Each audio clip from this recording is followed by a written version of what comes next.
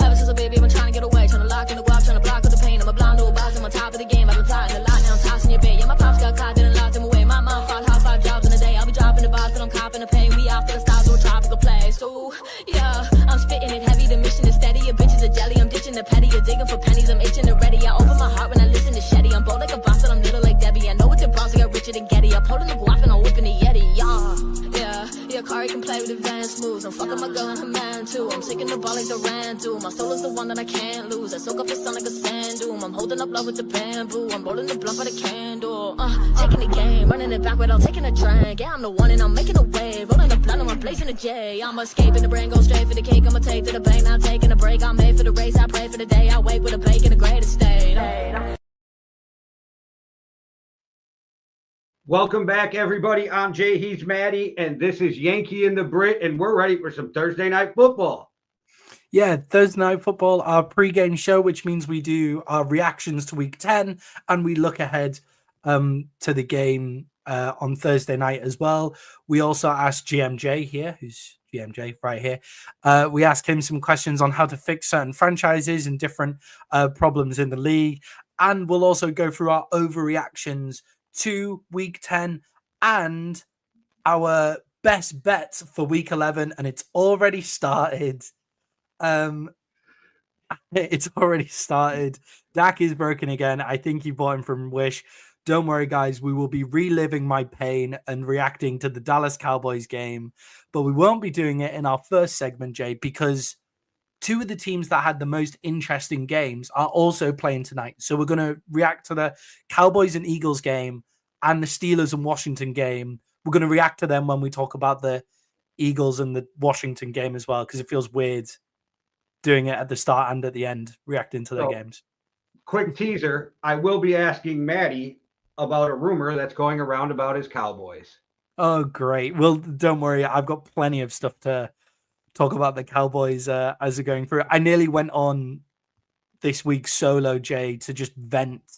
Anytime you want, just jump on there. Yeah, I know. I was like looking at stuff, like listening to all this stuff online, and was just like, I just need to vent some serious pain because it's the end of the Cowboys season, but we've got loads of time to talk about them and hang around for us for the rest of the show. And Jay, they also need to hit the like and subscribe button, right?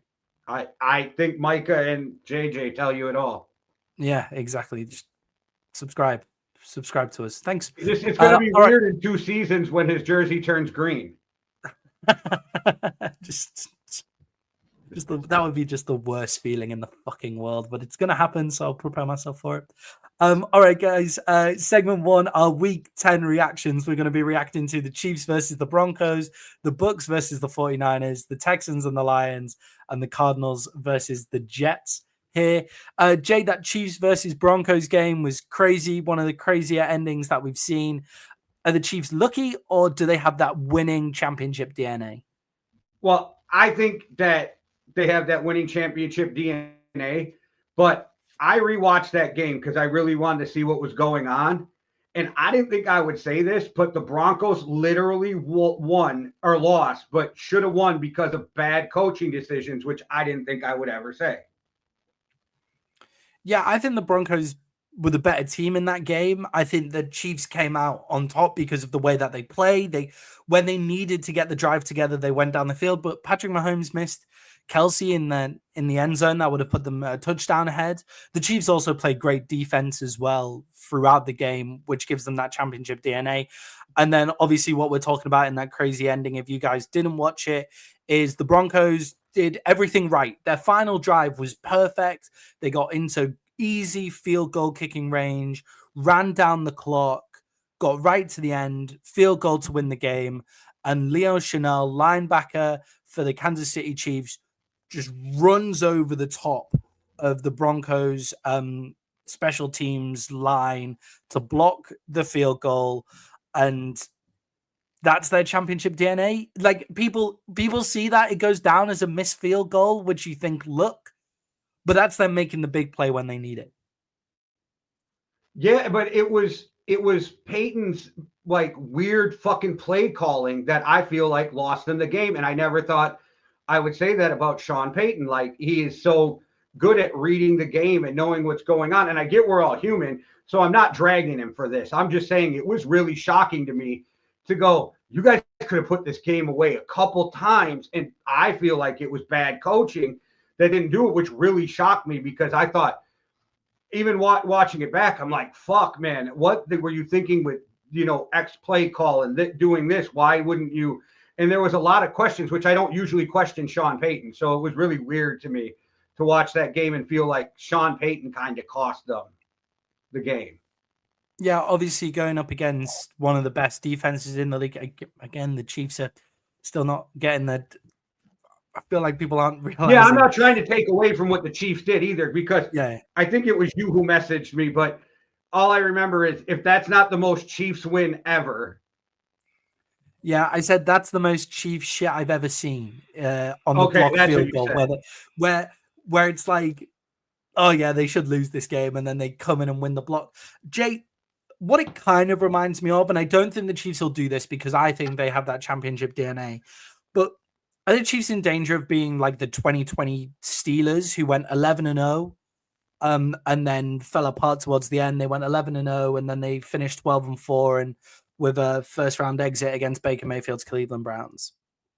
No, because we knew that those Steelers were fraudulent, right? Like, by watching them, we knew. And there's no way Patrick Mahomes, and I can just list everybody on that team from Chris Jones, they're not fraudulent. Like, they all can play. But there's always these games that can catch teams off guard where, granted, I took the Lions. I lost because of 0.5 fucking. Yeah, 0.5, yeah. On that. But the Tech, they were going to lose that. They should have lost that game. Like, that was the game I was like, they better watch it. This could be a fucking trap game. And there's those games out there that happen. And I think these were just one of those games. One, it's a divisional game. And two, I feel like you're just going to have bad shit happen sometimes, where some Vikings fans are on this from the Vikings game. Like, oh, at least they still figured out a way to win. Like, you can look at that with the Chiefs. I have a whole different feeling on the Vikings games, but with the Chiefs, I do feel that way. Like, you had a game you were supposed to lose and you still figured out how to win, because that's what champions do. Yeah, definitely. They've won 7 games by 1-score victories. Out of their 9 wins, 7 of them have been 1-score victories. But out of those, 3 of them have been by 7 points. And a lot of it is where they keep, like, if you go back and watch the games, they keep them at a distance. They realize it's like an F1 driver, Alan Prost, always used to say, the key to winning an F1 championship is winning it the slowest, but is winning by racing the slowest you can and still win, right? Like, you don't need to win games by 15, 20 points, right? If you win them by 1 point, that is enough to count towards the championship. And that's why I see the Chiefs doing, but they keep them at 7 points and give them an arm's distance. I thought in F1 you just had the best car because that same guy wins every fucking race, but I forget his name, but the same guy. This season, Max Verstappen is who you're thinking of, but Jay, this season has been unbelievable in F1. All the cars are a lot more equal now. So and he's still in the lead, right? Because because he won all the races all the time, and he won all the races at the start of the season. He won all the races at the start of the season, and then they were catching up. And then last week, I can't watch racing where like passing is like rare. It's rare to see passing in an F1 fucking race. No, it's far more. This Monaco race was the worst time I ever spent in my life watching TV. I think they're racing in. It's Vegas next week. It's Vegas next week. On the strip in Vegas, but that's a terrible track because it's everybody races on the strip. They will hit you in Las Vegas if you cross the street at the wrong time. Jay, are the Broncos good enough to get to the playoffs? They're 4th in points per game on the defense. That's 17.7 points a game, but they're also bottom 11 in points per game on the offense at 19.7 points per game. So are they good enough to get to the playoffs? The AFC is going to be rough. The AFC is going to be really rough to try to make the playoffs.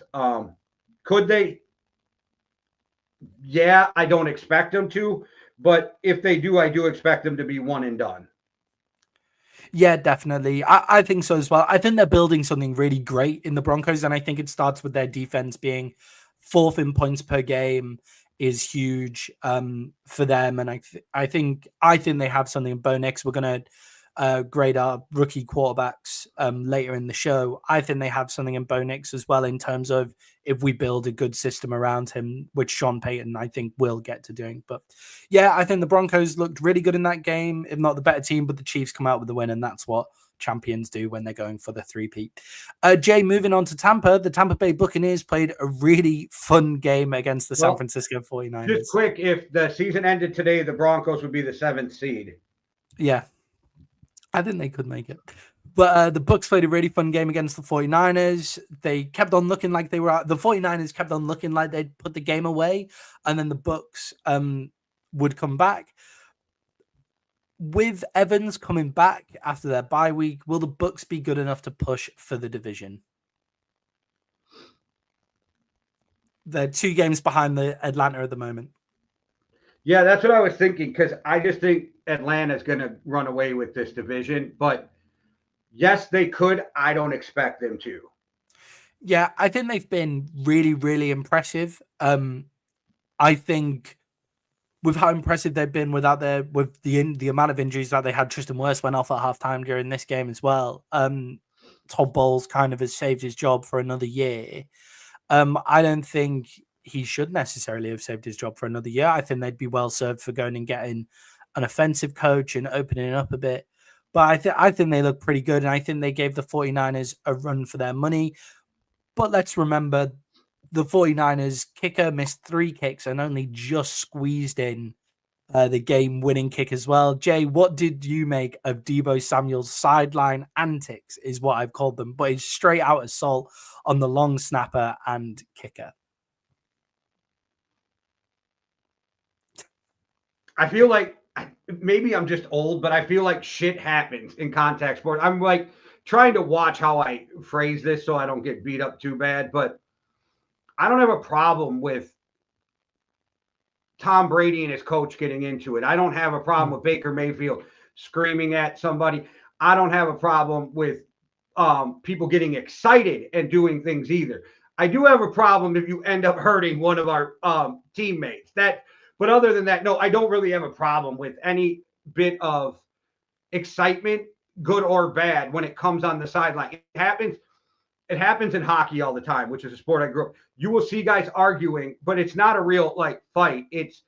They're arguing over some shit that happened on the ice. And as soon as that's over, that argument's over. And then you see excitement on a good end. I don't have a problem with extreme displays of emotion on either end, as long as it doesn't get somebody injured. Yeah.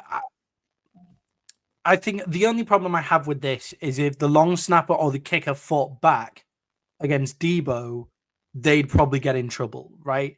It's like the big star talent can't have a shout at they can shout at the intern, but the intern can't shout back at them.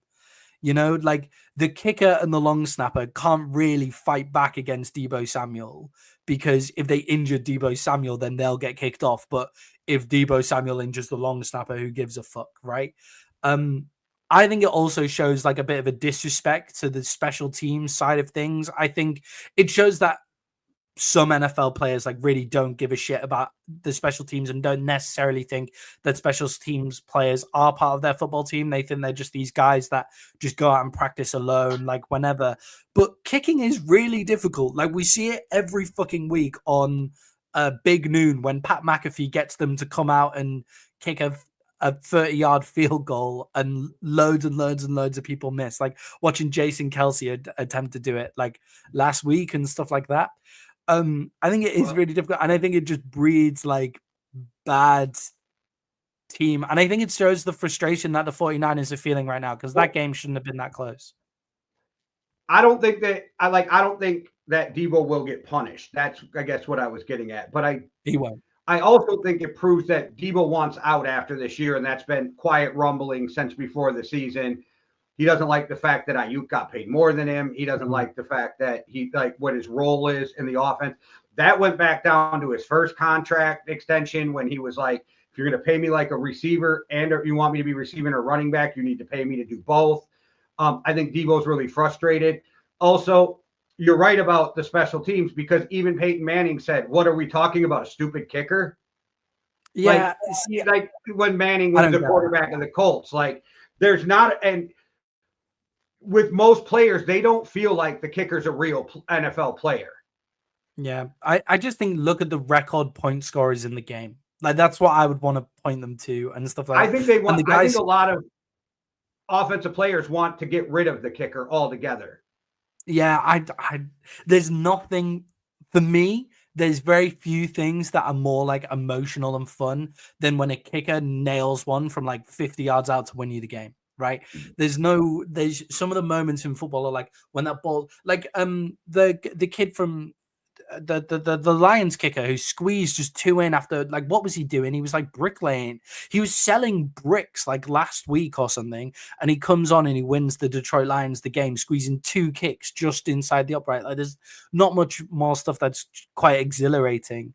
I think that's the exact point, though. I think what you just said is the exact point that a lot of players have is they're not real fucking athletes. They're not real football players. They're just some stupid kicker from another sport that comes in and can lose us a fucking game. I'm not saying that's how I feel. I'm just saying that a lot of what I hear from, and you hear a lot of retired players, like, just get rid of the fucking kicker already. I think I've heard Skip Bayless say it a fucking 1,000 times in my lifetime. And now, so you have this narrative that just did you see Skip Bayless? His most recent video, when the Cowboys lose, he does that big thing where he throws the Cowboys the hat off and he like throws it down. He's wearing a Brandon Aubrey jersey. 2 years at least. He's wearing a Brandon Aubrey jersey. Our genuine best player is the kicker right now in Dallas. I just think if you have a really great kicker, then that is a difference maker in the game. And I think they should be treated as such. The frustration comes from them not thinking they're real players. Yeah, I don't get it. I think Deebo Samuel should be reprimanded for it, to be honest, but I know he won't be. Jay, the 49ers, do they have a Deebo Samuel's replacement already in Pearsall? Deebo's contract ends in 2025. He's clearly disgruntled, doesn't really want to be there. Have they found their replacement for him already in Ricky Pearsall? Well, I like Ricky Pearsall, and I like what he's doing. Personally, if I'm putting on the GM hat, even though we're early for this segment, I'm trading Ayuk and I'm paying Deebo more just to make him happy. And we're going that route because Jennings, Deebo, Pearsall, I think is a way more deadly combination than them with Ayuk instead. I do think that Deebo will probably get fined and get some kind of punishment from the team we'll never hear about. Yeah. But I like the story of Ricky Pearsall, and I know he had to get shot for it to be this good-hearted, warm-feeling story. But I love the story of this kid. I am so happy he did not die in that robbery because that's just senseless violence over like a watch. Like, that's fucking crazy. And I really want to hear him talk about it. Like, did he refuse to give up the watch? Because if that's the case, somebody needs to sit him down too and be like, bro, it's a fucking watch and I'm sure it's insured. Yeah, get insurance on you can afford the insurance now if you can afford the watch. Yeah, the watch ain't worth dying for, but on both sides. And the person who shot him is absolutely ridiculous. Yeah, Ricky Pearsall got 4 receptions for 73 yards in that game, which is 18.2 average and 1 touchdown. Juwan Jennings, who you mentioned as well, got nearly 100 yards. He got 93 yards and 7 receptions. So I think I agree with you. I think Deebo is a way more interesting piece for them to keep when Juwan Jennings and Ricky Pearsall are also putting up these numbers as more traditional wide receivers. I think there's a lot of teams that would give up like a decent pick for Brandon Ayuk as well, considering you've got him under contract for a lot longer. They turned down, from what I heard, a first from Pittsburgh. Yeah, you could probably get more for Ayuk in a trade than you could for Deebo because Deebo's contract ends in 2025 as well. So you probably get a first round pick from a lot of teams for Brandon Ayuk going forward as well. Jay, a game that we've already mentioned today, a game that went right down to the wire. The Texans beat the Lions in what was a mean the crazy Lions game did, as well. right? Again, a game that the Lions should have lost. Has Goff ended his MVP run with that 5 turnover game? I don't think you can, like, okay, I have this theory when it comes to athletes or even people doing shit in general. Take out the worst, take out the best, and that's who you are, right? Like, Yeah. get rid of the worst game, get rid of the best game, and that's probably who you are as a quarterback or a receiver, whatever you're doing. I beat him up in the text messages, like, holy fuck. But Yeah. I think Jared Goff has proven that Jared Goff can play this game at a very high level. And I think if he comes back and just starts putting it on people like he was the rest of the year, I think in 3 weeks, this thought of this just fades away. Yeah, it's also important to note here that like 5 turnovers, if you looked at the box score of Jared Goff's game and then you actually went and looked at the game, you would feel a lot better about it. One of the turnovers was on a Hail Mary at the end of the half, so that wash that out. That doesn't count. So They it's should 4. stop counting those, by the way. Yeah, exactly. They should stop counting those straight away.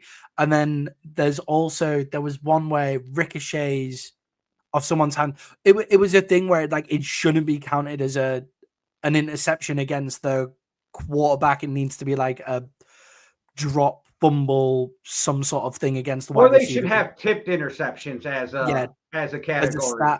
As a stat. PFF actually gave him 3 turnover worthy plays on his 5 turnovers. So they basically said we'll count it as, because they don't count the Hail Mary as a turnover worthy play, and then they don't count if it ricochets off defender's hand. So it's a 3 turnover game, which is more normal, and they come out and they win the game. I actually think they were getting hammered at halftime. Like they looked like they were going to get beat, and then they go in and they just come out and they get an interception first play of the game as Dan Campbell's interview is playing. See, I always thought that those interviews were live, but it's not. Yeah, it's they're not. They're pre-recorded. Yeah. Yeah. And I was like, oh my God, that's so great. And then I heard on while listening to the Check the Mic podcast that it's actually pre-recorded, but it felt like it was live. So it felt like he was calling it live. We need to come out and we need to make turnovers. And then the Detroit Lions make turnovers. We've talked about this in our chat already, Jay, but do you think it's impressive that they came out with the win when they were played such a bad first half? I mean, yes, to an extent. I think they beat up on a team that was beat up and they shouldn't have been that close, but that's like, it was that close. And again, they figured out a way to win. Yeah, I agree with you. Like the figuring out the way to win, I think, is the most impressive part of it. I don't want people to get like, it's not like the Chiefs finding a way to win when you're 9-0. It's you were really shit before halftime, and you got lucky. They basically came out, and the Texans then remembered what the Texans' offensive line was. CJ Stroud seems to have regressed, but without the weapons there, like if Nico Collins was there, would this be happening and stuff like that as well? So I'm not sure it's oh yeah, the Lions are made of championship DNA. I think it's just impressive to come out with wins when you play really badly. And I don't blame, I don't think that their line has actually gotten better. I just think like there's a lack of pass rush right now without Aiden Hutchinson from the Lions. Also, I don't blame Stroud because you have no weapons. And that offensive line is so weird. They can run block with the best of them, but pass blocking just seems to be an issue. And I don't think it's on CJ Stroud, but he is going to eat all of the negative shit from the media. Yeah, because he got crowned so early, right? He got crowned as the next big thing so early. And to be fair to him, he started the season even behind this terrible offensive line really, really well when he had his weapons. And now he has a terrible offensive line and his 2 top wide receivers are out. So that's going to be tough. And the Lions defense is really good. It's also important to mention the Lions played some really, really good run defense in this game in the second half. Like once they stopped Mixon running in the second half and they said, okay, beat us when we can pass rush. That's when the game turned around. And I thought it was very impressive that they came out with the win. Shout out to the Texans for making it close without Will Anderson on the defensive line, actually getting some pressure. Their defense looked pretty good to start. Yeah, I guess my only issue is the word impressive, because you can't have 5 turnovers and then be like, it was impressive they won. I don't know. Yeah, it's impressive that they came out with the win, even though they played so badly. It's like a weird like dichotomy there. I don't think Goff necessarily had a terrible game. I think he had a terrible about 20 minutes, where 2 of those turnovers don't count to 20 minutes of game time, where 2 of those turnovers shouldn't really count towards his box score total and all of that kind of stuff. It also helped that CJ Stroud also threw plenty of interceptions back to him. A lot of interceptions this week. Jay moved down to Arizona, where the Arizona Cardinals played the New York Jets. Where should we start with this? We'll start with the Cardinals and then we'll move on to the Jets after that. But Jay, is Kyler Murray making an MVP push here? Just some stats for you. He's second in the league in QBR in 75.7. He's 9th in passer rating with an 100.8 passer rating, 6th in completion percentage, and 36 in all the NFL in rushing yards with 371 yards. That's 3rd amongst quarterbacks. So is he making an MVP case? He should be, but the media doesn't like him, so they'll never give it to him. Yeah, I agree with you on that one. I don't think they'll ever give it to him. And he's playing with, in that stats, the kind of quarterbacks that have those kind of stats is like is Joe Burrow, Lamar Jackson, obviously, who's probably at the top of the MVP race again at the moment. And Jaden Daniels is around those kind of numbers as well. Now, the way the media are talking about them and talking about how great they are all the time, and the fact that Kyler Murray is going underneath the radar. And if you actually look at the offenses that they're working with, Kyler Murray has the least talent in terms of big name players on his roster as well. Now, I think that when you break down the Cardinals offense, it's actually really good. It just doesn't have that over the top threat that we've been talking about.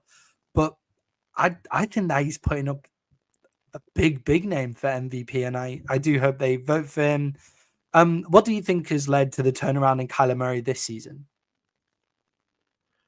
I think he's just getting used to the new offense, and then he was coming off an injury before. So I think it's just people forget that the kid knows how to play. He's just had a couple rough goes of it, and then he's not real outgoing. He's not a dick, but he's not outgoing. He's not super friendly. He's with the media. And those are the guys they don't love guys like that. So I think he got a bad narrative to begin with more than a turnaround. I think he got beat up for some shit that wasn't his fault. And I don't know if it's really a turnaround, because I've looked at Kyler Murray as the same through the whole thing, even though the narrative has been different. Yeah. And the amount of weak takes that I've heard this week where it's like, oh yeah, he's put down the PS5 controller, and it's like, shut the fuck up. He just last year he was coming off a really bad injury, and people tend to forget that. And he needs to be mobile. He needs to be at the top of his mobility, and he's not necessarily crazy rushing quarterback. He makes big scrambling plays, but people also forget he's 5'9". He can't really stay in the pocket. He needs to be able to be mobile to actually see what's going on downfield. Right, to get outside the pocket, make his throwing lanes easier, those kind of things. So he's coming off a really bad injury. He's getting used to a new offense, and he's a young kid who's going through a lot of media hate, and he was dealing with the big contract tag. I think it's all just he's just got used to it, and he's just settled down now in Arizona. And I think the Cardinals as an organization seem to be sort of pulling themselves together and becoming slightly better run as well. We'll see when the players rankings of the best organizations to play for when they come out this year. I'm always excited to look through those to see if the Cardinals still have to pay for snacks at their own facility. I imagine Dan Quinn has got rid of those at the Commanders. I imagine the most improved will be the Commanders going through. Jay, are the Cardinals ready to win the NFC West? They are currently top of the NFC West. They definitely could. I think it's going to be a battle for whoever wins it, right? I think that these teams are going to battle all the way to the end. I think you're going to have the Rams in it. You're going to have the Niners in it, and you're going to have the Cardinals in it all the way to the end. But they do. I'm just not picking them to win. Yeah, they're currently one game ahead at the top. They're 6-4. The 49ers are 5-4, and then the Rams and Seahawks are both 4-5. They play their last game of the season against the 49ers, which I imagine will be flexed to prime time and could be the last game of the entire season. And that could be to decide the winner of the NFC West, and possibly, with the way their records are looking and the fact that they're all quite equal in terms of talent at the moment as well, and they could be beating up each other. It could be deciding if the other team makes the playoff or not, because in the NFC West, the way it is right now, you could have the winner is the only person going through because of how like the NFC North is shaping up, and then the Eagles and the Commanders will probably go through from the NFC East as well. So yeah, that could be a fun game to look out for. Jay, the Jets had a terrible game. They're dead. They only scored 6 points. Aaron Rodgers came on the Pat McAfee show and said, all we can do is hope. Jay, is hope gone? Yes. For the New York Jets. They're dead.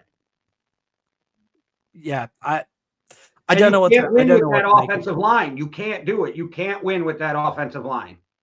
Yeah, I think the Cardinals have a sneaky good no-name defense, but they can't make you look that bad. And your red zone offense can't be that bad as well. They only had 7 possessions in the entire game, and the Cardinals also only had 7 possessions in the entire game. So they were getting loads of 10, 11, 12, 13 play drives, the Jets, and then not finishing them off with a touchdown as well. And what do you need in the red zone? You need a bit of protection. Because the field's so much smaller. You need your running backs to step up, and they can't seem to get a run game going, even though they have 2 of the better running backs in the league behind there.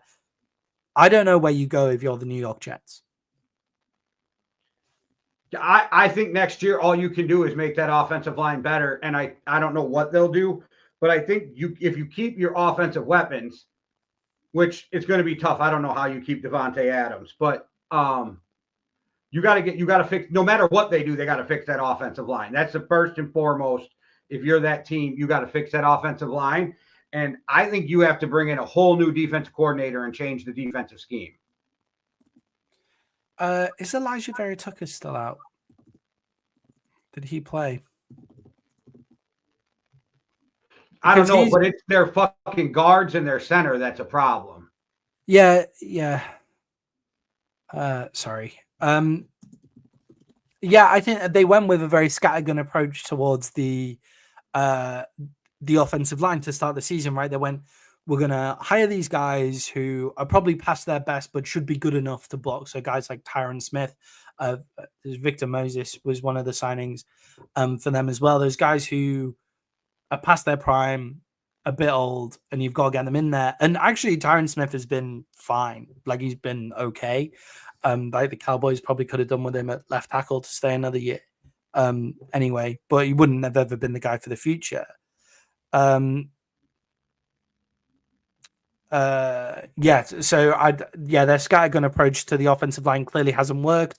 It's also not a great draft for offensive linemen this year as well. So it'll be lucky for them that they're picking at the top of the draft here. I think they've got to fix their offensive line, and their defense is reeling. Like, their defense is really struggling here. Jay, can you work out what's going on with this defense and what's happened there? I think it's a bad scheme that doesn't fit the talent. It's the only thing is I watch it because there's so much talent on that team, but they give too much cushion coming off the line. They should jam more. They should play mostly man-to-man. But then again, you got to be able to play zone when you're scrambling quarterback, but they don't do either well. Like, they need to figure out who they are, what they're doing, and Hassan Reddick will definitely help that pass rush, but they haven't got a ton of pass rush going either. The only thing I can think of, and this is just because there's so much talent, is it's a bad scheme fit.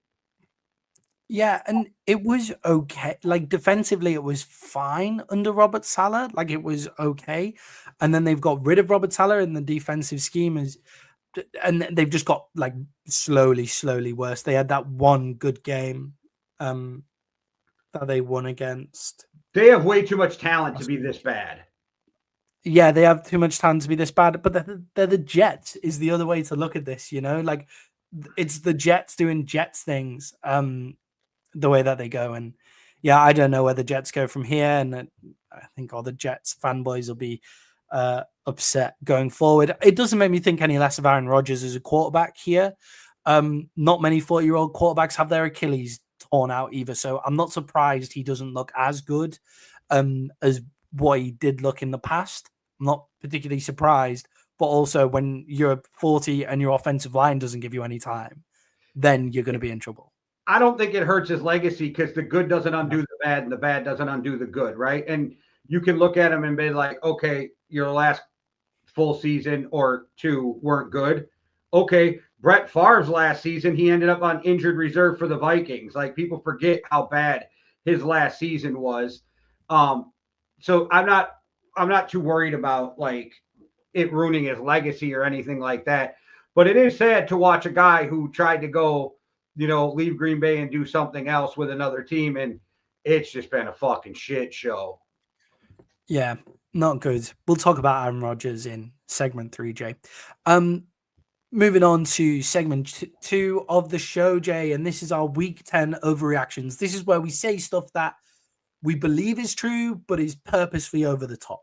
And Jay, I'll go with my first one. My first one is Daniel Jones just played his last NFL game in Munich. That was his last NFL game. They're going to play with Drew Lock this week coming up. Did they come out and say that, or are you predicting? Not yet. Not yet. I'm picking it. I just don't think it's clearly not working. I don't see how they do anything else but see what they've got in Drew Lock now towards the end of the season. You could just ride Daniel Jones out, I suppose, make sure you get the highest draft pick as possible, and you've paid him, so you may as well, if he gets injured, then fuck it, fine, whatever. But if he gets injured, you own another, I think his contract says if he gets injured, then you own $23 million. Yeah, it's a Derek Carr. Sit him. Yeah. You may as well sit him and play Drew Lock instead. So if it was me, I'd be playing Drew Lock. I think they played Drew Lock. It was his last game, and it was in Munich, which is a great place to play your last game of football. Okay, I think he'll be a backup, so we may see him play again in the NFL, but I get what you're saying. My first overreaction is Russell Wilson will take the Steelers deep into the playoffs. Like it. Yeah, like that one a lot. I think the Steelers look great. I think that connection between him and Mike Williams was like, that was it. We'll react to that later. I think it was a great team performance there. And I think Russell Wilson has really opened up what they can do at Pittsburgh. And most importantly, it's that defense, right, Jay, that can carry them that far.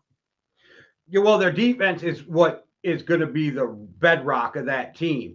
But Russell Wilson is going to be able to score points, and that's really going to help because the Steelers haven't had a quarterback that can put up points since Big Ben, and probably 2 years before, or at least a year before Big Ben retired. Yeah, since Big Ben's arm fell off. Right. Going through. I think, definitely. Jay, my second overreaction is that the Saints will hire Darren Rizzi at the end of the season. I think bad ownership hires interim coaches who get the big, new coach bubble. And I think he's already endeared himself to the fans of New Orleans, getting that win over Atlanta, and the stuff that he said about blocking the toilet and stuff before the game and losing his throat and losing his voice and hurting his throat and all of those kind of things and getting punched by surprise by one of the defensive linemen or something like that. I think they've kind of endeared himself already. I think they'll hire him at the end of the season. Oh, that would be a bad move, but I've already beat up Gail Benson enough, so we don't need elderly women abuse on here. My second overreaction is the refs need to start protecting all quarterbacks the same. Go for it. If you're not Patrick Mahomes or whatever, they get the call. Sam Darnold gets fucking abused. He doesn't get the call. I watched Jared Goff get abused. He doesn't get the fucking call. I don't get why some guys get the call and some don't. Refs need to start protecting all quarterbacks 100% the same. Yeah, I agree with you. I agree with you on that one. I want just parity in the NFL now. I don't really give a shit what they decide to do in terms of the rules and those kind of things. I just want parity as we go through. So yeah, I definitely agree on that with you on that one. And Sam Darnold got hit hard. And on Sam Darnold, Jay, my third overreaction of the week, and this is an overreaction to all the shouty shows that I've heard this week. Sam Darnold hasn't turned back into the Jets. Sam Darnold hasn't turned back into a pumpkin yet. I totally disagree, but okay. No, go for it. I do. Like, he's turnover Sam all over again. All he does is turn the fucking ball over. He leads the NFL in fucking turnovers. Not even just interceptions, in turnovers. Like his fumbles, his fucking interceptions. He in the last 2 weeks, 3 of them in the fucking red zone. Should have been 4. Like, I don't know. I want to fucking slap the shit out of Sam Darnold. And the Vikings won in spite of him being fucking atrocious. Yeah, I think the Vikings did win in spite of him being terrible, and he didn't have a good game last week. But I don't think that's him just reverting back to the Jets, Sam Darnold. Like, I don't think I could be off, but I think he's got 16 turnovers this year.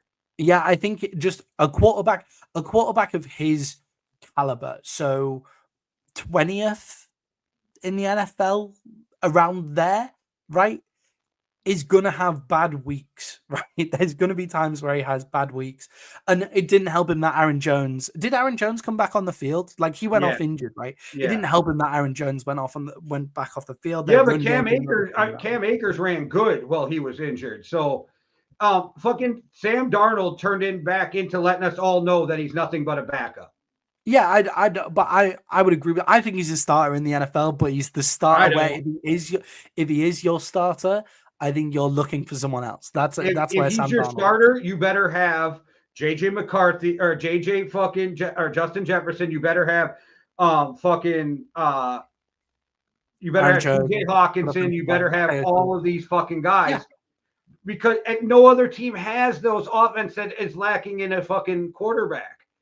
And if JJ McCarthy wasn't hurt, they better be starting him. Like, if there was any other choice right now, like if the trade deadline was still going on, I'd be like, go get Aaron Rodgers. Like, get this fucking guy off the field.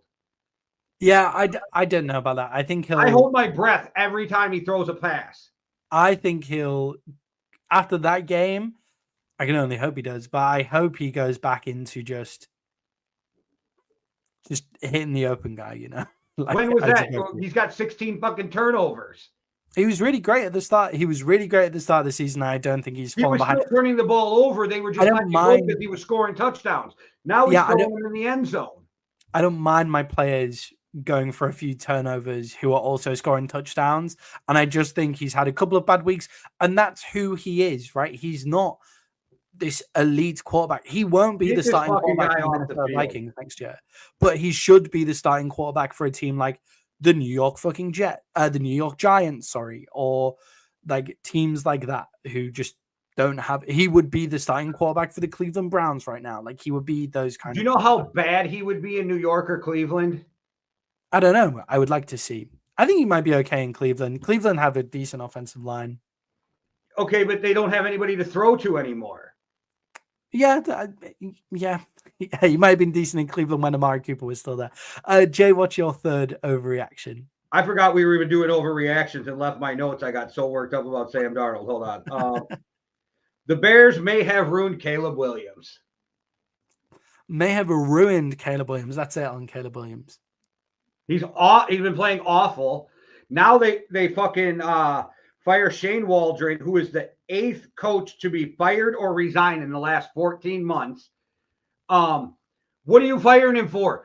You're only trying to Eberflus is trying to save his fucking job. You can't change the offense. So why are you firing the offensive coordinator right now?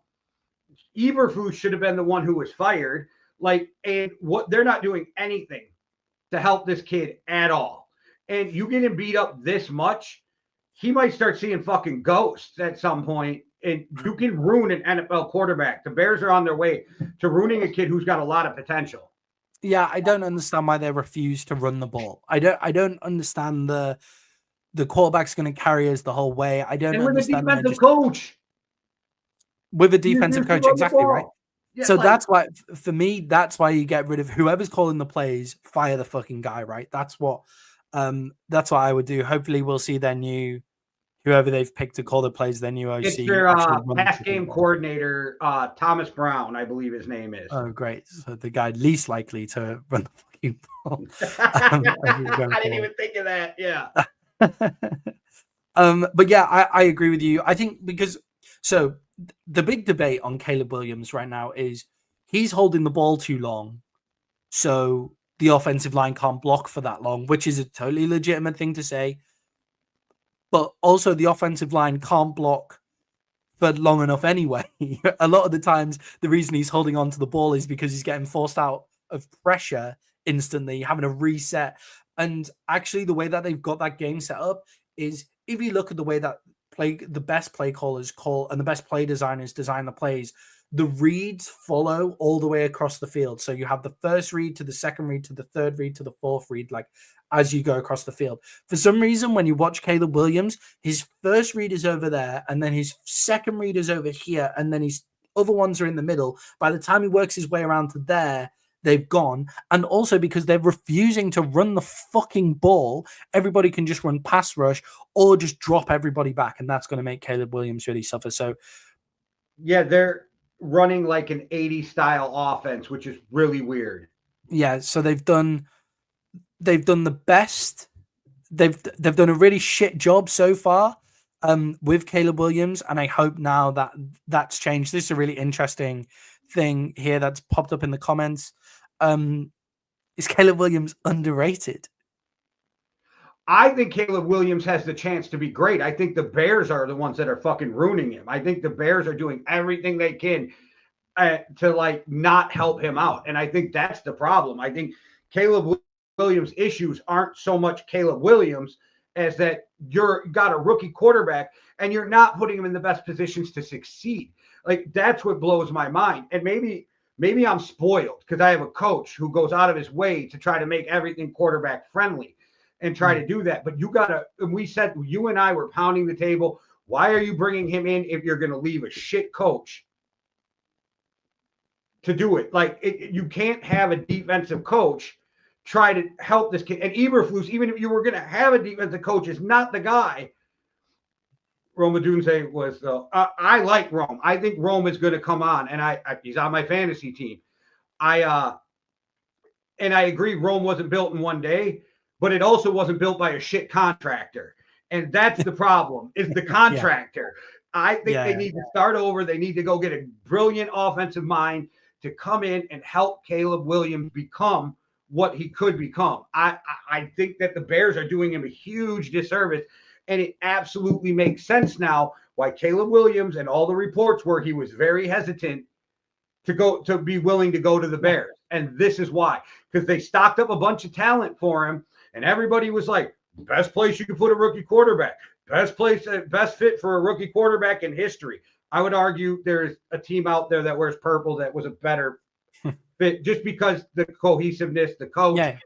But it's like, you can have all the talent in the world, but if you don't have a coach who can put you in positions to succeed, and NFL is one of the sports where coaching matters the most. Like, basketball, Major League Baseball, not as prevalent, but NFL is where coaching matters, and I don't think they've done anything to help out Caleb Williams.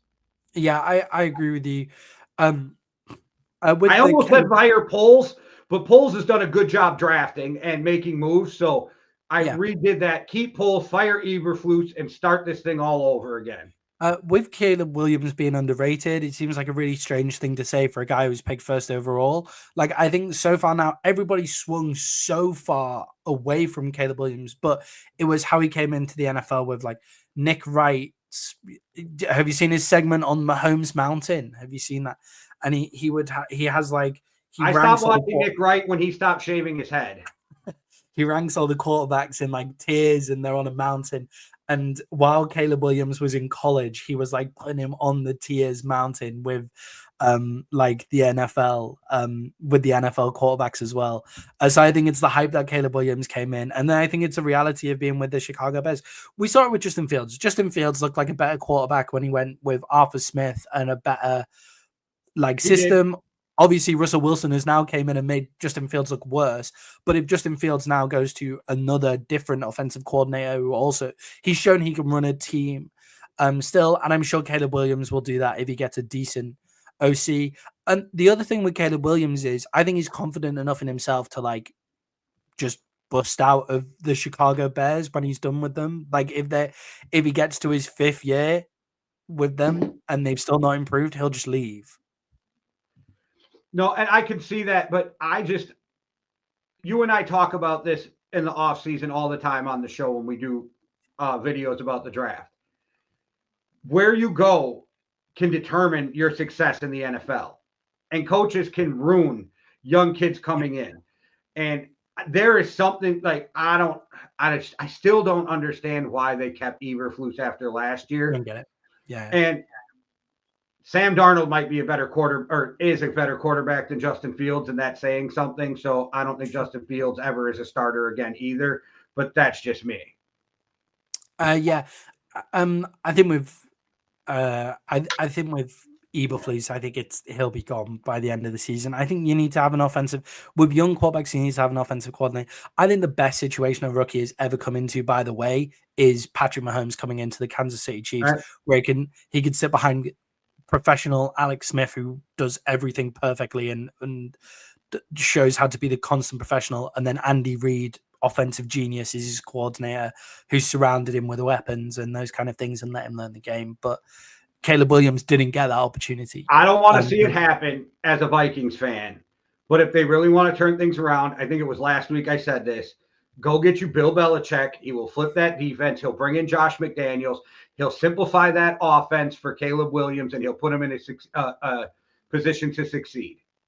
Yeah, or if I was the Bears, I'd just park a dumb truck load of money to Ben Johnson and say, like, that weakens the line. I don't think that's where he's going, though. I don't think that's where Ben Johnson's going. So, but I agree. Ben Johnson is your best. Yeah, it's all of them.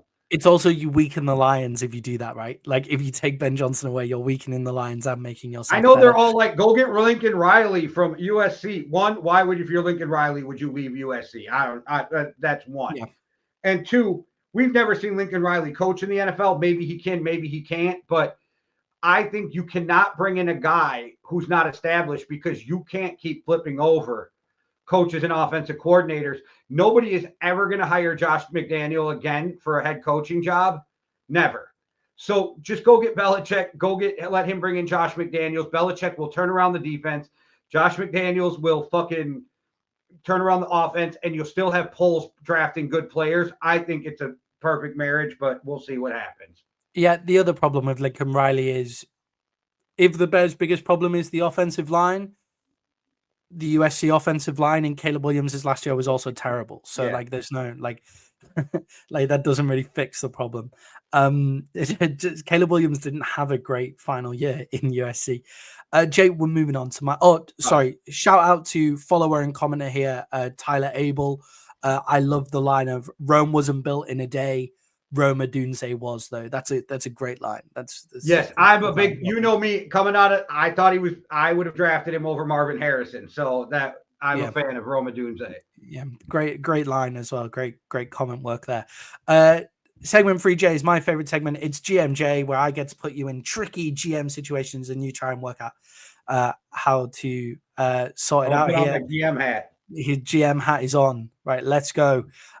So Jay, Micah Parsons has got a podcast and he speaks regularly about the NFL on his podcast. He also seems to have a problem of just speaking to reporters just out of line. Criticizing Mike McCarthy. He seems to have criticized him by accident this time.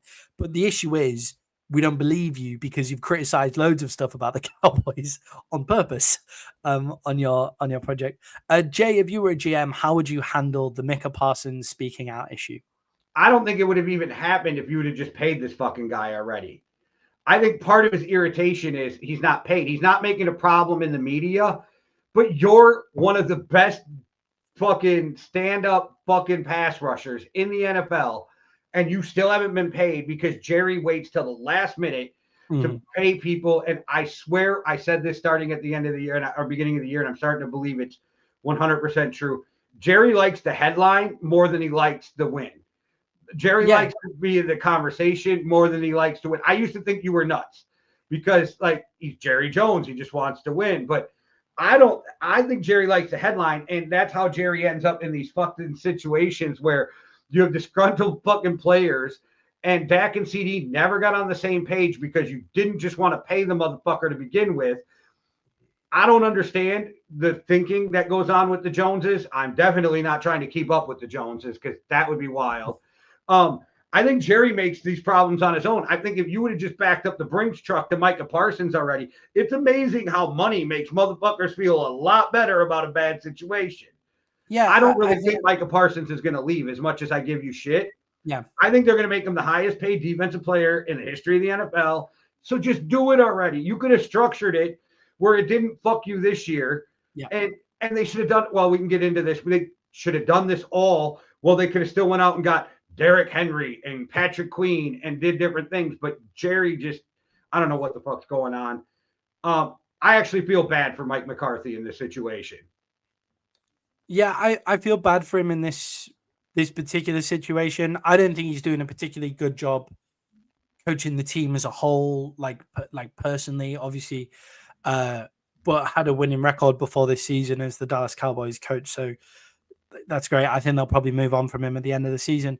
But the other thing with Micah Parsons is if you paid him like his shitloads of money at the start of the year, he wouldn't have needed to, he wouldn't have been as tempted to sign a big podcast deal with the team. And what I would say if I was the GM is structuring a contract for Micah Parsons is you're not allowed to talk about the NFL anymore on your podcast.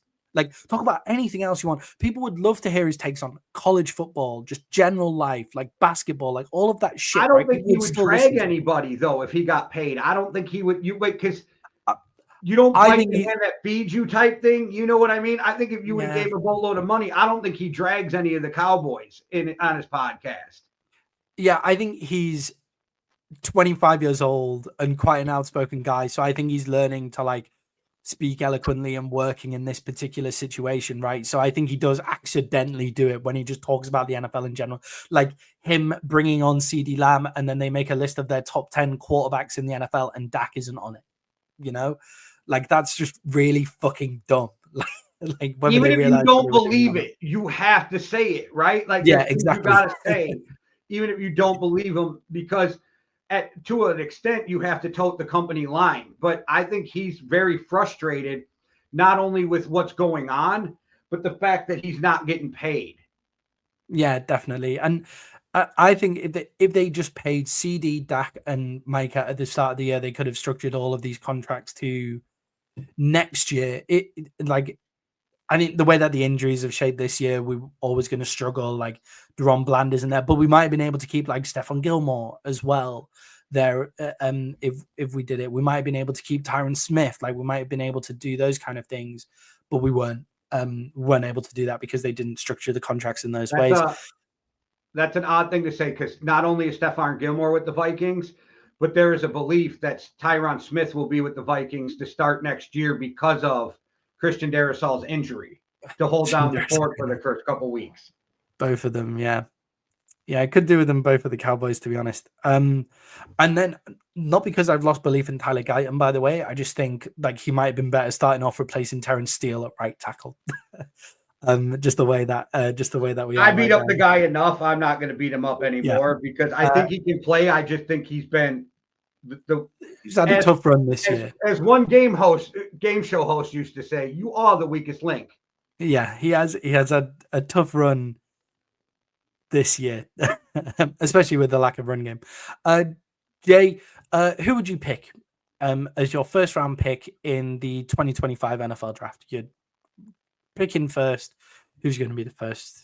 That's a bad question because I haven't even touched on the college. Okay. Listening to our friends who have a podcast with us, Montana, doing their college football podcast, they seem to think Travis Hunter is the one pick. I think Travis Hunter is the best player in the NFL, but like, what team are you picking for? if I need a quarterback, I'm going up and getting Shadur Sanders. Like, I'm jumping up I think. But I do think Travis Hunter is the best two-way player we've ever seen, and that's including primetime Deion Sanders. Yeah, definitely. I've looked at some tape now of Travis Hunter, and I think he looks absolutely amazing. So I would love him to be on my team. I think that would be great. Jay, do they let him play both ways in the NFL? Is what I ask you, because I don't think they will.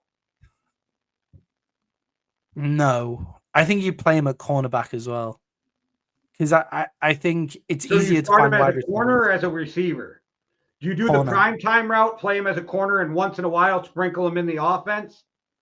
That's what I would do. I would play him at corner because I think good corners are harder to find than good wide receivers. I agree with what you're saying. I think it goes though. I think they play him at receiver because points matter more to GMs than anything else. Yeah, I suppose that's true.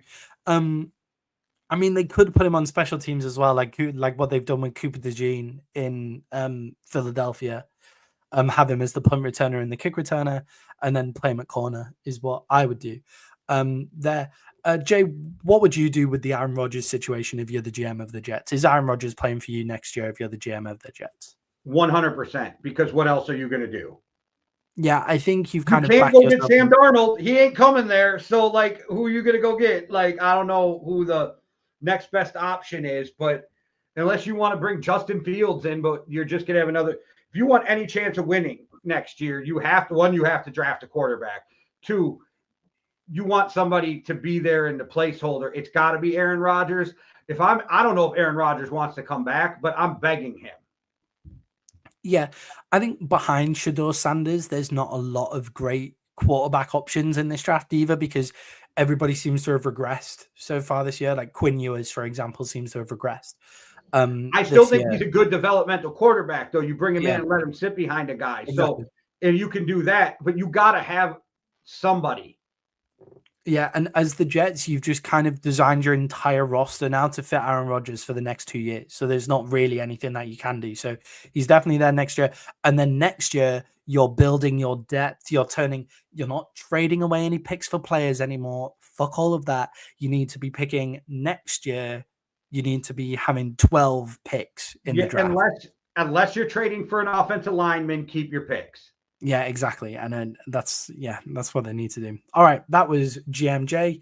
Thanks very much, GMJ. I always love that segment, really breaking down some difficult situations there. I feel like we talked up on that one. What? I got worked up on that one. I don't usually get worked up with the Bears, like just have me going, what the fuck? I feel bad for Caleb Williams. Yeah, definitely.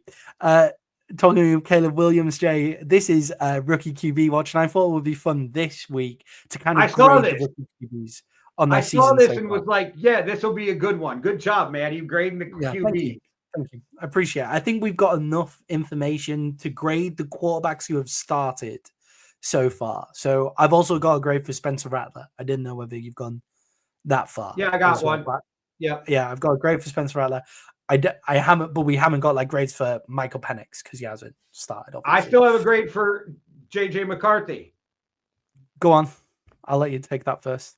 I think from what we've seen in the preseason and the fact that it sucks that he got hurt, but he gets to actually sit a whole season, I think that's a plus. So I say it's a B+ on JJ McCarthy. Nice, good preseason, get to sit behind, learn what to do.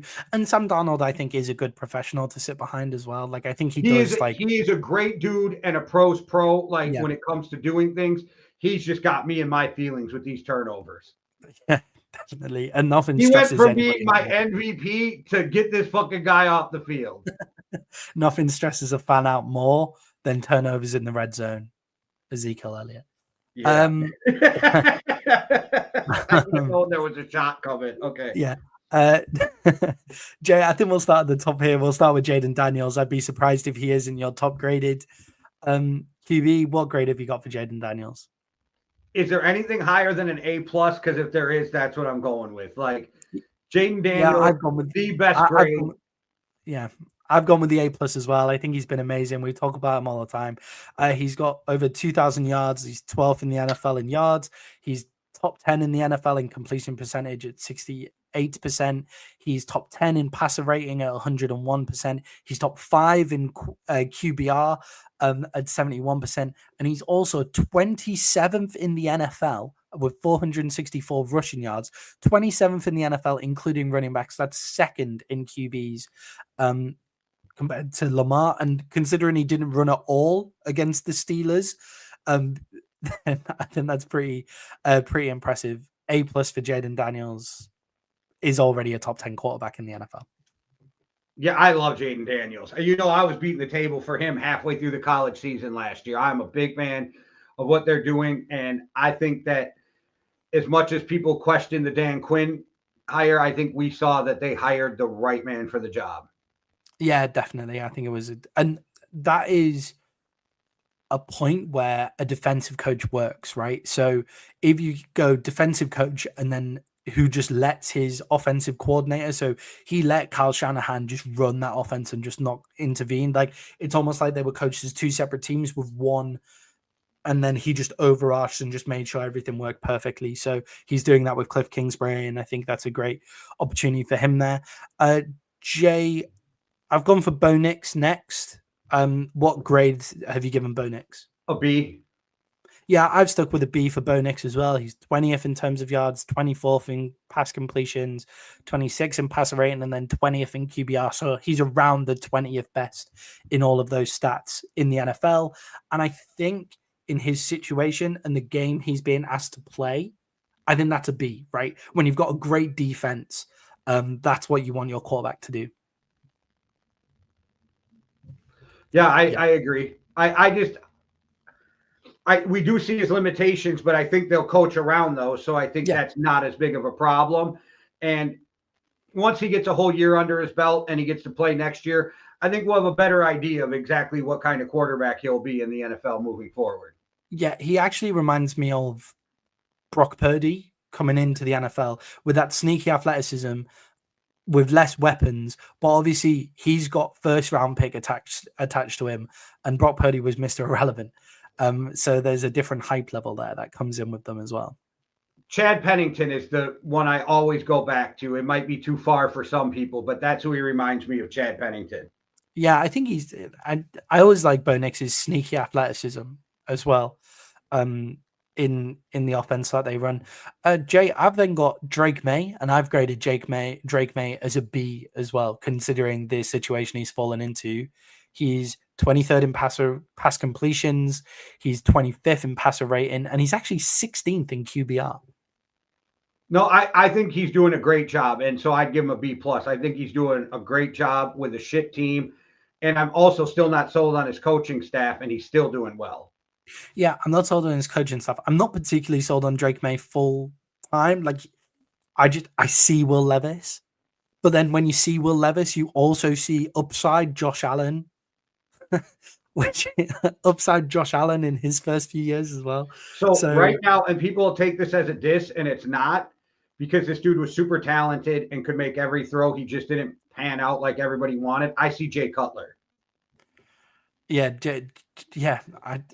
I quite like that, actually. I like Jay Cutler as well. I also see like a weird bit of Baker Mayfield in him, like the structure, the stature, the like weird big playability. Baker Mayfield's throw, handing off Nick Bosa and then completing a shot down the line was crazy as well. So yeah, Drake May is a B. I've then gone for Caleb Williams. I've given him a C+. I feel a bit harsh, but he's 23rd in yards, 32nd in pass completion. 32nd in pass completion is bad.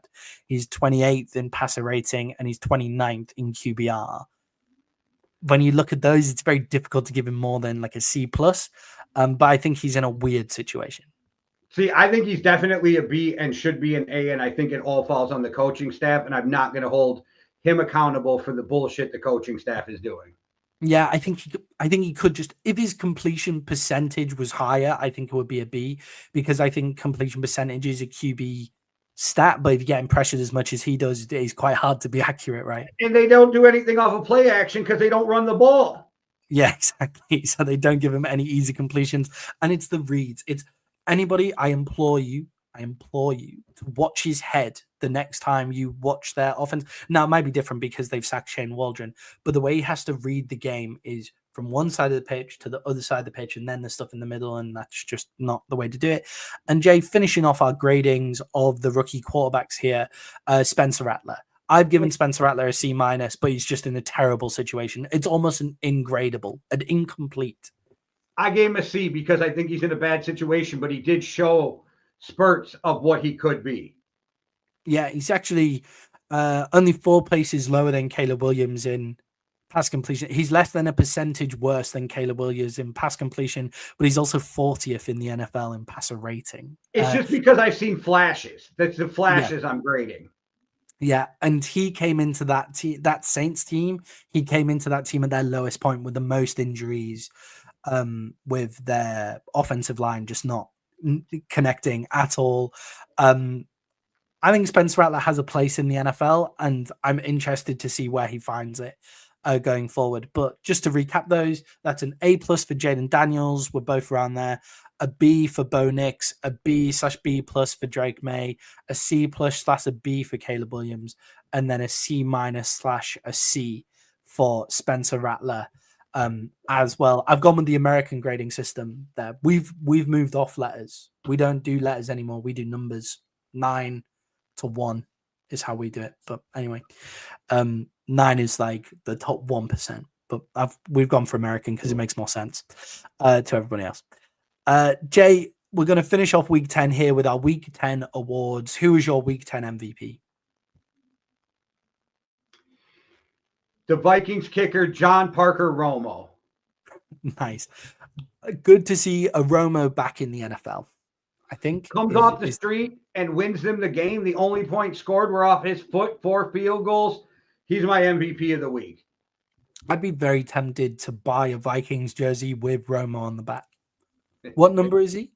I don't know, but it's something wild and stupid. It's one of those high double digits, but he's only there until Will Riker comes back. And then I know, but I know, but his name could never be tarnished now. Like he can never, like I would always want to buy, like it's why I only buy retired players football jerseys. Like I've got a Romo one and I've got a Jason Witten one because they can never go. It's like I'm never going to buy a Parsons one just in case he goes to the Eagles, you know? Like you can never get hurt. Jay, my week 10 MVP is Marquez Valdez-Scantling, coming out with 3 receptions, 109 yards and 2 touchdowns, helping the Saints overcome the Falcons in a game that we both picked as one of our best bets and lost on because the Saints won. Marquez Valdez-Scantling for the Saints. There's my week 10 MVP. Jay, your week 10 rookie MVP. Go first. I got to plug my phone in quick. It just died. Yeah, no, that's okay. My week 10 rookie MVP for me is Kenyon Mitchell as the cornerback for the Philadelphia Eagles. It would have also been very easy to go for Cooper DeJean in here, but I went for Cooper DeJean last week. When you hold an opposing quarterback, I don't get Cooper Rush. Cooper Rush had 4 wins last year and was pretty accurate. When you hold a quarterback in the NFL to 45 passing yards, your cornerbacks have locked down no matter what happens. And Kenyon Mitchell was pretty incredible as I was watching him. They're really good in press coverage and they coached ridiculously well. And the Eagles have managed to, through Howie Roseman's just incredible ability to draft the right players, get the right players in free agency, switch that defense around that last year let them down on the back end. You have no idea how much all of that hurt me to say, Jay. So Hitman, clip that. I was going to go with Cooper DeJean, but now I'm trying to think of somebody else because you threw him out there as your alternative, but I ain't got a second one, so I'm going with Cooper.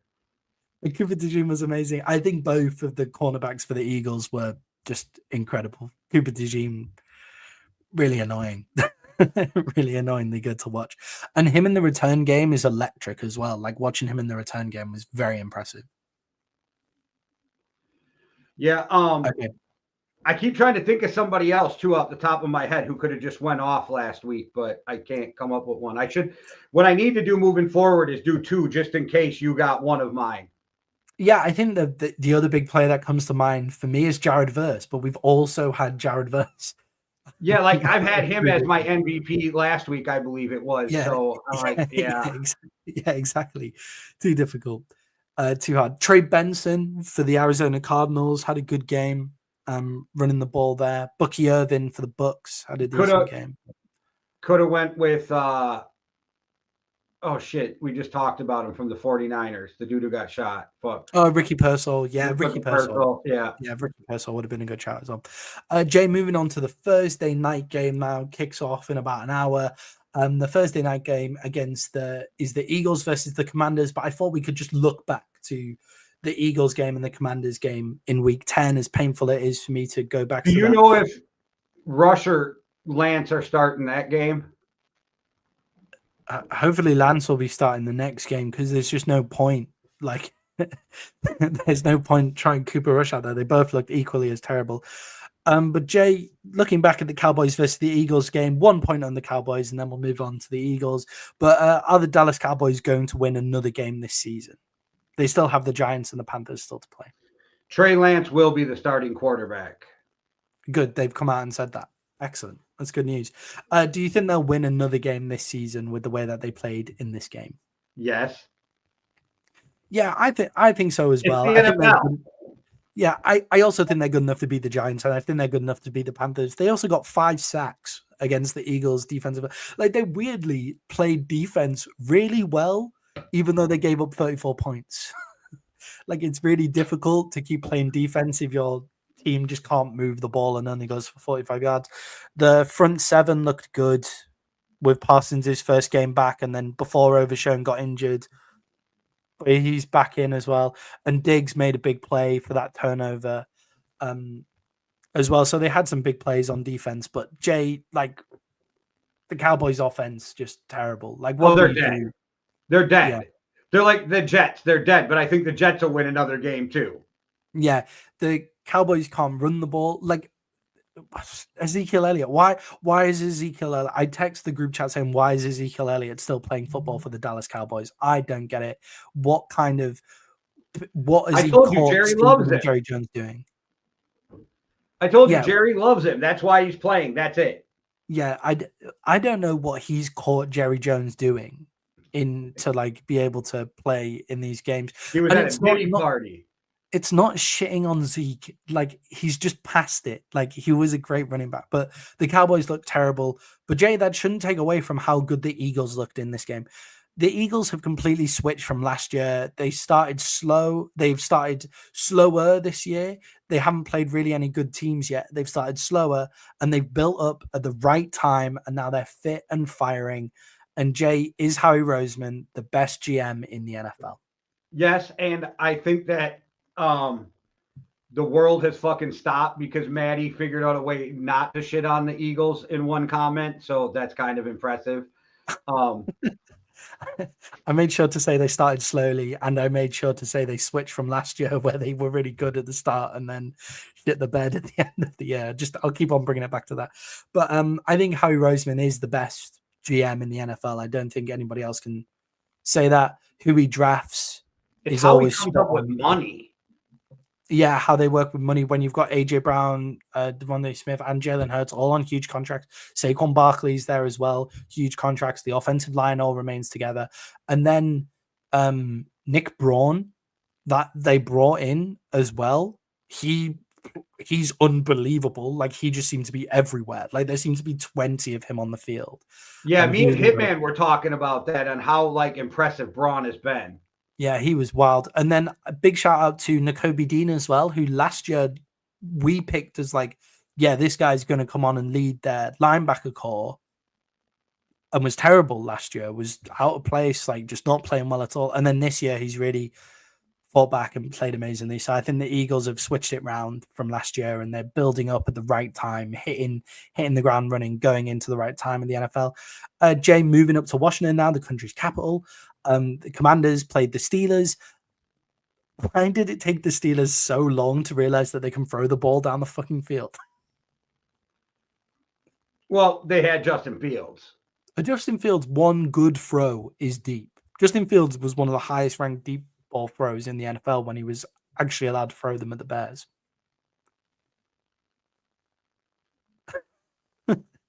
I'm Was just that just staring at you because, like, I don't even know how to respond. He's awful. I wish I still had that graphic that I put up all year that year for you. yeah. Like, and Justin Fields misses wide open guys and hurts the offense by not keeping Wilson, who probably throws the best, like, arcing Moon fucking ball to let your receiver just go under it and get it. I don't know. I think it's the quarterback play. The quarterback play has Yeah. changed life in Pittsburgh.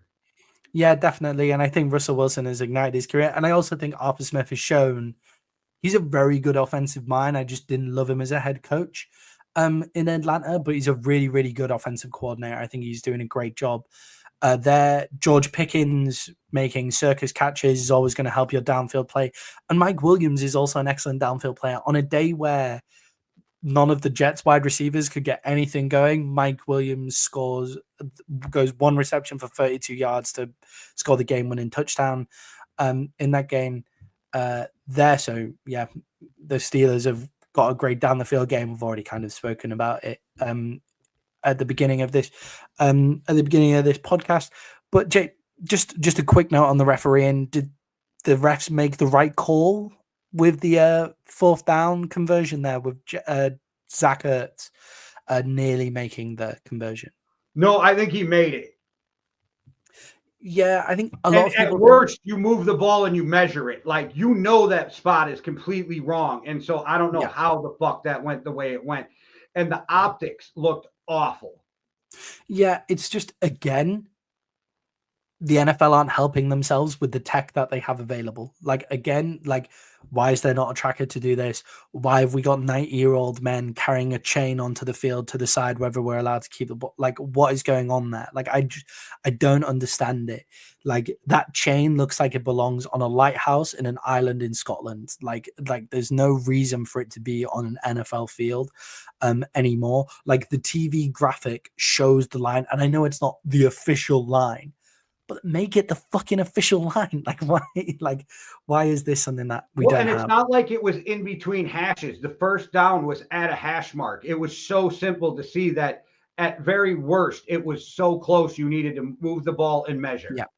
Yeah, it was exceedingly close. And it's just bad for optics because they didn't bring it on and measure it. I'm not sure whether he made it because obviously your forward progression for the pass only counts. It looked where the ball hit him.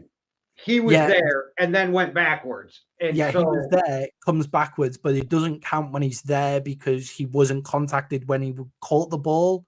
So then he resets himself, but then I think he makes it again. Yeah, but I don't think he reset himself. He was draped on. Like, I think there was contact. I think he should have got the forward progress. I agree. So that it was weird. It was weird. Agree. Yeah, it was weird. But anyway, that's a big assumption. But Jaden Daniels is the kind of quarterback that will drive you down the field to win the game. I think we both texted each other in the group chat and said, "Oh, this is Jaden Daniels' time. Like right now, this is where we see." I thought it was just going to be bing, bing, bing, bing right down the field. I thought they were going to march it down there and score a field goal to win the game. To be honest, Jay, what do you make of Jaden Daniels' regression in terms of pass completion percentage?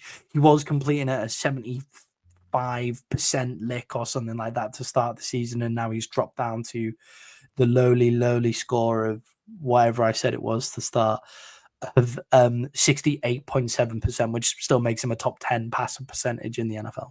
I think you're just getting to the meat of the season when teams are clicking and play better defense. I don't think it's anything to worry about. Like, I think Jaden Daniels is going to be amazing through the whole season. Yeah, I also think he got really badly beat up in the ribs two games ago, and his throwing isn't as great. I'm not feeling too confident on them in this short week, to be perfectly honest, either. Here, just because of that injury, I think he could do with a bit more time in between games. But yeah, it's just he is a bit injured, so he can't fully force the ball through. But I think Jaden Daniels still looks amazing. And Jay, are the Commanders only Lattimore away from having a strong defense now? I mean, it'll be better. They'll think they need some pass rush, but it's a work in progress. I don't expect them to win the Super Bowl this year. So, like, I'm not too worried about it. I'm sure they'll get that all figured out within the offseason. Yeah, I would agree with you. When Lattimore, I'm surprised that they didn't go out there and go get some more pass rush, to be perfectly honest. to just try and make a push for it this year and just see what happens. Well, But they're happy building slow, and that's you're okay. going to have guys like Simmons on the market next year that they can go and sign and different things. So I think they'll be fine. Yeah, definitely. I think Lattimore will make a big difference in the Commanders and the way that they can actually play defense as well, because he's such a great like one-on-one take the best wide receiver out of the game, right? Like he's so good. Unless you're covering Stephon Diggs in the playoffs and they have the Minnesota Miracle, but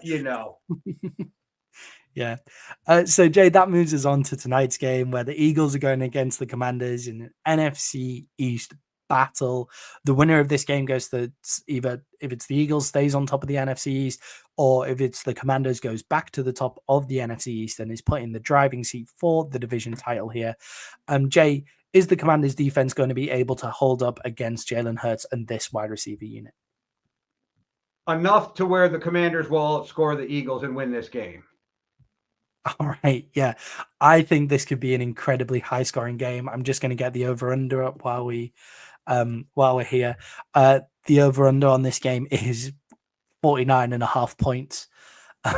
So close to 50. So what do you have the spread at?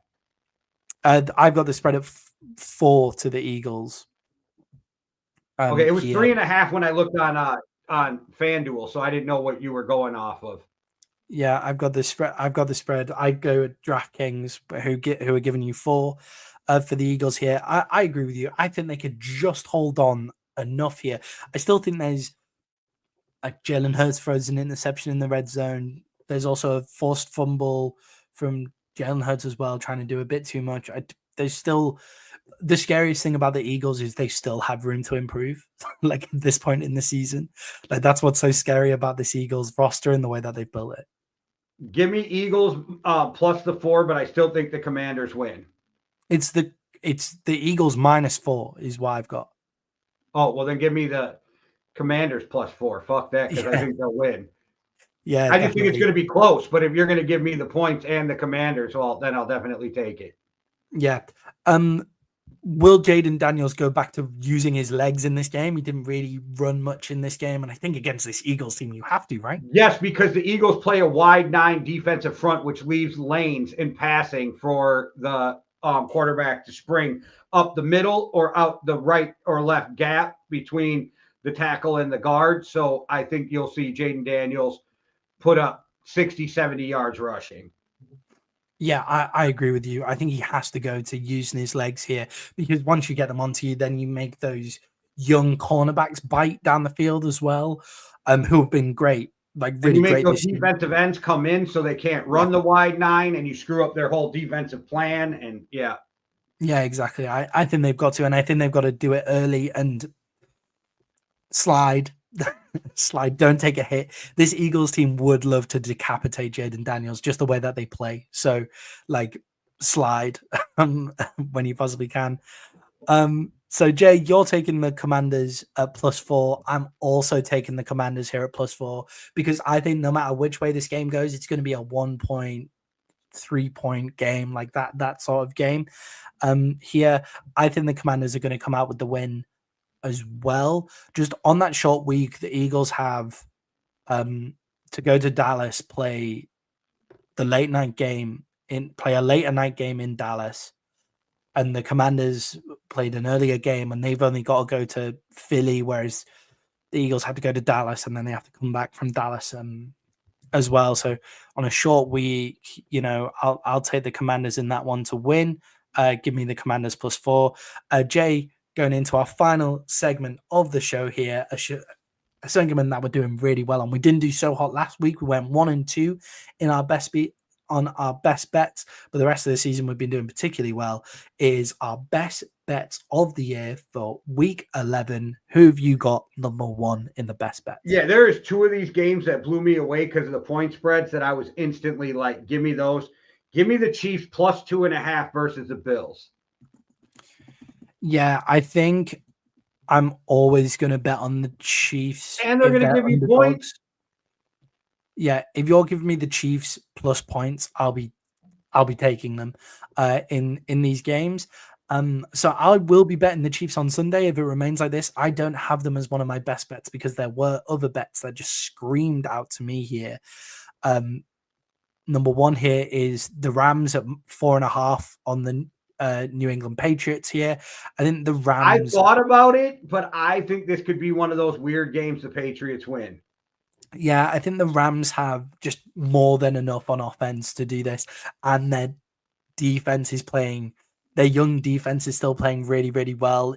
That game that the Rams and the Dolphins played, that no one seems to be talking about, by the way, like was more of a defensive struggle than the scoreboard maybe suggests it was. Well, and that's what I think. I think that the Patriots have a better fucking defense.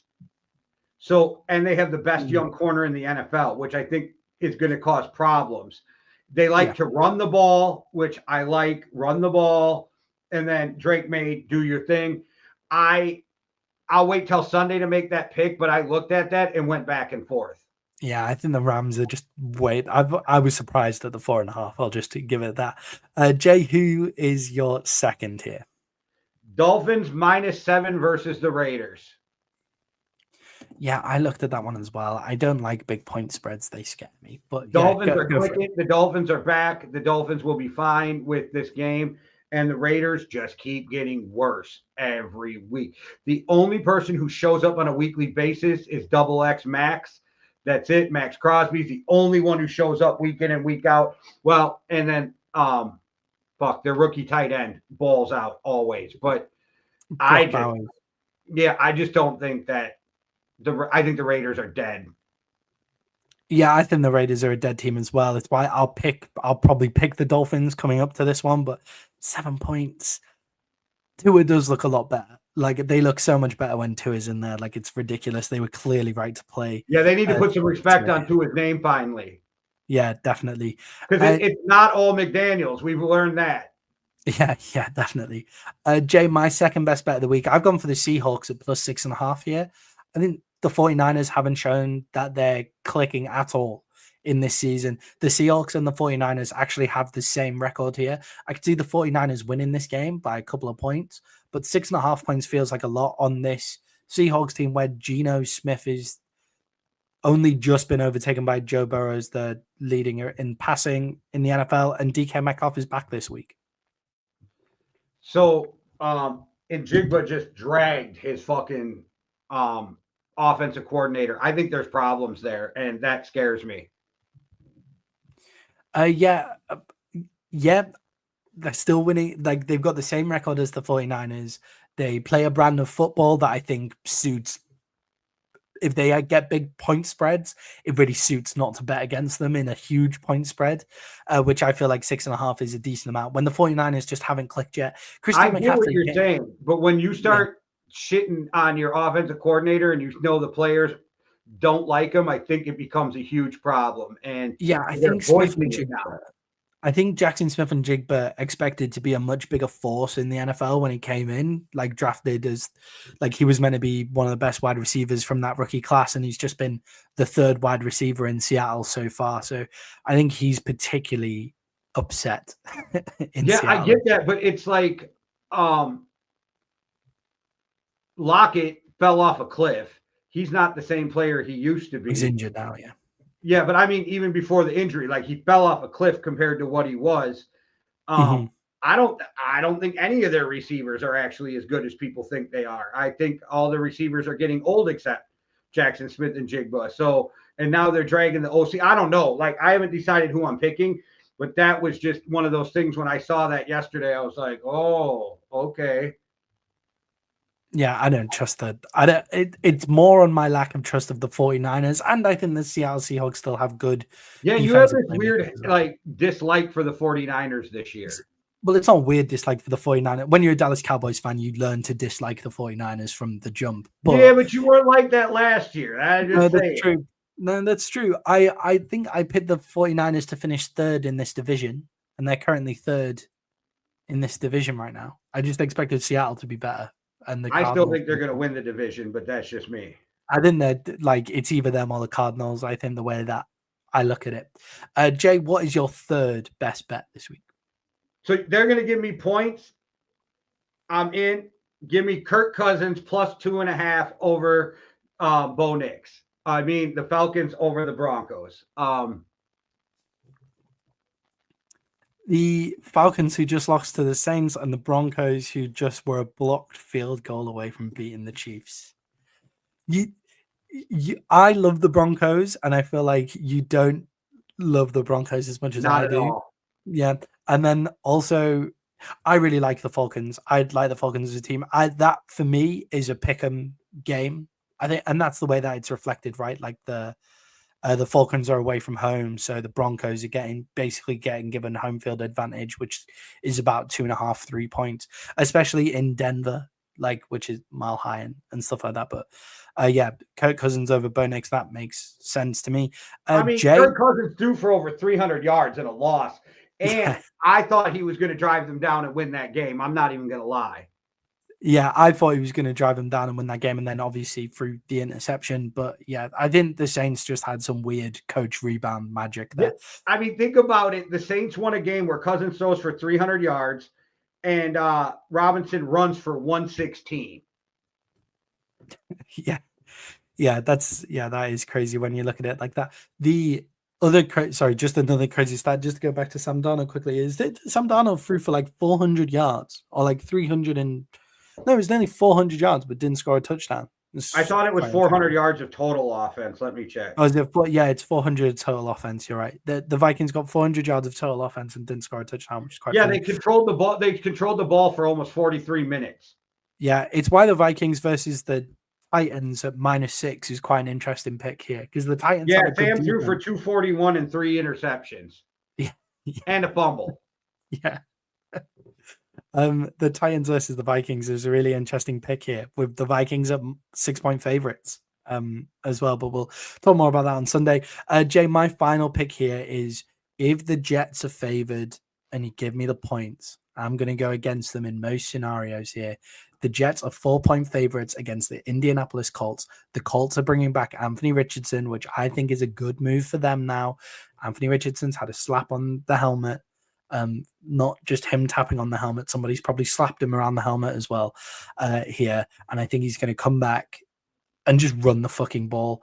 And I don't trust in the Jets to get this done. The Colts have a really good offensive line. They have a top running back. The Jets haven't been able to stop the run here. And the Colts have sneaky good defense as well. They're just not putting it all together in big games. Here, give me the Colts for +4. I almost picked this game, but the opposite way you did, because it's going to be a shit show. And I'm like, give me the team who you're giving me the points, because this is just going to be a shit show of a game.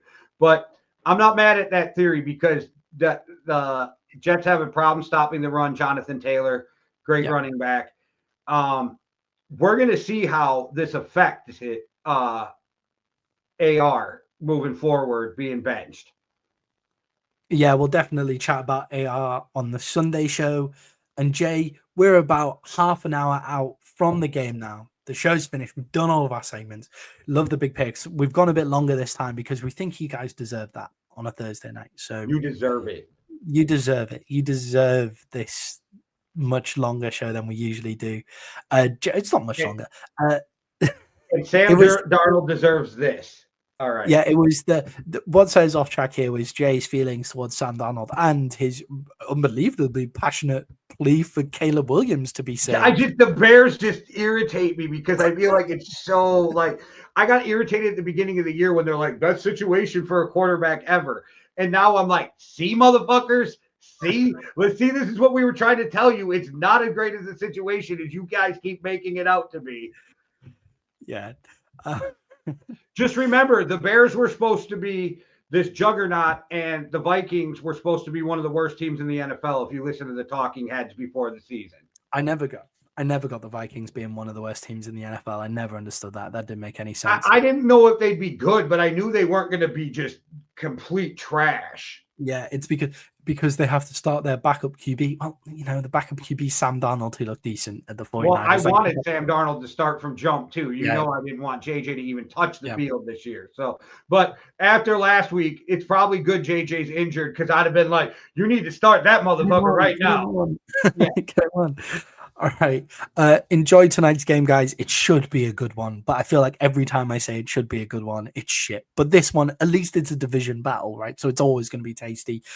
Jay, Well, if sorry, go on. if the Eagles lose, no matter how the game goes, isn't that a good one for you? Yeah, 100%. They're So still you going to hate be the strong. Eagles more than the Commanders, I'm guessing. At the moment. Yeah, just because of the way how shit the Commanders have been for my life. Right. You know. But my dad dislikes the Commanders more because of when he first started watching the NFL. It's why I don't hate the Lions as much as I hate the Bears or the Packers. Exactly. I barely even see the Commanders and Giants as rivals at the moment. Like I dislike the Eagles and the 49ers. They're my teams that I dislike. That was me with the back when they were the Redskins. I fucking hated them because of an NFC Championship game back in the day. So yeah, my dad. See, that's why my dad dislikes the Commanders more. So when he sees me, by the way, guys, when we're doing fantasy football and all of that kind of stuff, I refuse to pick Eagles players. It's ridiculous. Like, I refuse to pick Eagles players, and I try not to pick Giants and Commanders players either. But Jaden Daniels was right there, so now Dad watches me cheer when Jaden Daniels makes a big play, and he's like, "What the fuck?" Because for us, Brit, sports is just as much about hatred of other teams that you dislike as it is about loving your own team. Like, that's important to remember here. So remember, the Brits love to hate. Yeah, we love. We're just a cynical people, you know. Like that's just where we're at. We just hate everyone. Jay, send us out the way that you always do. All right, everybody. Thanks for watching. Make sure you hit that like and subscribe. Go over, watch all the other shows, MMA Underground every Tuesday. And I love what Mark and Montana are doing with the college football junkies. And we'll be back with Well Beyond the Arc soon. So make sure you check that out. Hit the like and subscribe if you haven't, and go over and support Overtime Hustling because they're always supporting us. So one world, one love. Deuces.